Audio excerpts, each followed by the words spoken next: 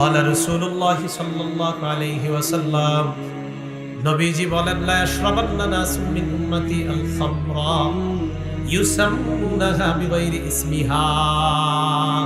আমার উম্মতের একদল মদ পান করবে, মদের নাম অন্য নাম দিবে, ওই নাম অন্য নাম দিয়ে তারা মাদক সেবন করবে।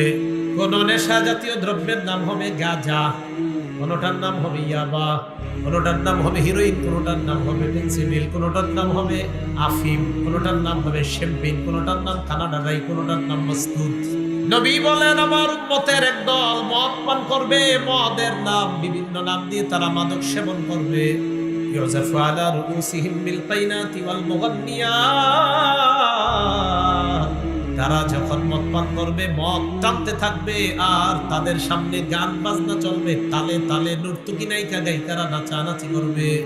একদিক দিয়ে মদ পান চলবে, অন্য দিক দিয়ে নাচানাচি হবে, গায়িকারা গান গাবে, নায়িকারা নাচতে থাকবে। রাসূল বলছে এটা হবে, কবে হবে এটা? আর কয়দিন পরে।